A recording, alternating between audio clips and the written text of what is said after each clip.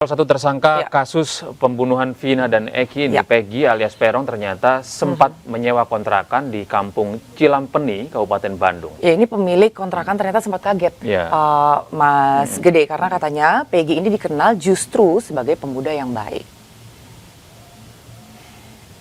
Diisi lagi sekarang. Udah diisi lagi. Tadi awalnya kosong nih, Pak ya? Iya, iya. Oh, dia di sini berapa hari nih, Pak? Cuma 2 hari. Cuma ada 2 hari juga. Iya. Kontrakan Peggy alias Perong di Kampung Cilampeni, Kecamatan Katapang, Kabupaten Bandung, Jawa Barat sempat digeledah anggota reserse Polda Jabar. Penggeledahan yang dilakukan secara mendadak membuat Isa Iskandar, pemilik kontrakan, kaget dan tidak percaya dengan kejadian tersebut karena Peggy dikenal sebagai orang baik dan jarang keluar rumah. Peggy sempat tinggal bersama Rudi Irawan, orang tuanya, selama 3 hari. Namun karena alasan ibu tirinya yang tidak ingin bersama, akhirnya Peggy memilih mengontrak di belakang kontrakan orang tuanya. Pasca penggeledahan, Isa Iskandar mengaku merasa risih karena warga menyebut dirinya ditangkap karena kasus narkoba. Dengan kejadian ini saya sebagai yang punya kontrakan merasa risih lah gitu, kedatangan wartawan gitu. Sampai-sampai pas pertama datang Polda penggeledahan itu yang diisuin saya ketangkep kena narkoba.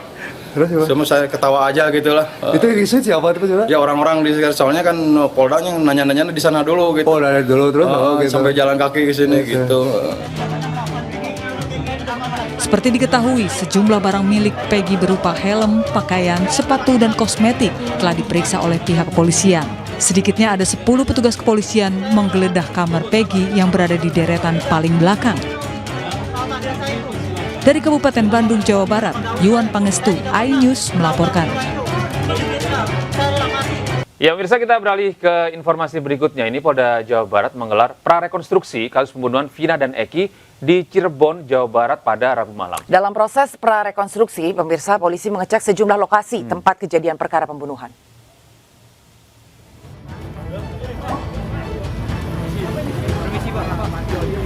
Polda Jabar bersama Polres Cirebon Kota menggelar prarekonstruksi kasus pembunuhan Vina dan Eki di beberapa titik yang dijadikan sebagai tempat kejadian perkara.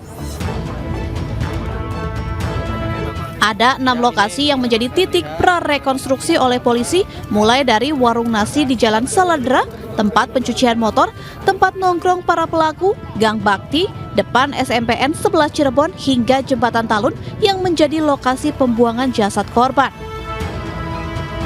Banyak warga sekitar yang menyaksikan prarekonstruksi ini.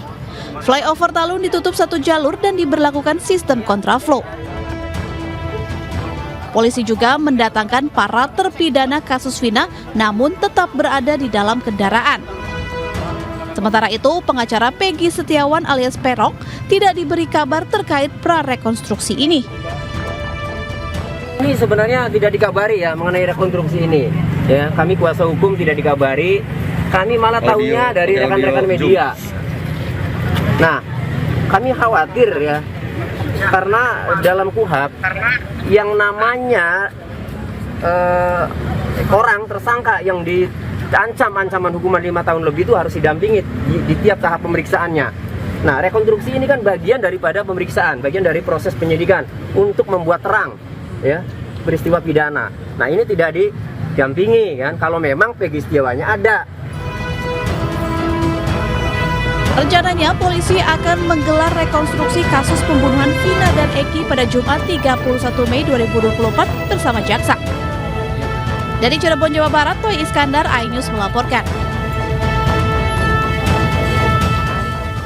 Ya, ini pasca prarekonstruksi pada Rabu malam ini, pemirsa, ini polisi hari ini rencananya akan melakukan rekonstruksi atas kematian sejoli muda-mudi Vina dan Eki di Cirebon, Jawa Barat yang terjadi pada 8 tahun lalu. Betul, dan untuk mengetahui informasinya pemirsa, saat ini kami juga sudah terhubung dengan rekan kami, jurnalis Faisal Rinaldi. Selamat pagi Faisal, bisa sampaikan kepada kami saat ini seperti apa situasi di TKP?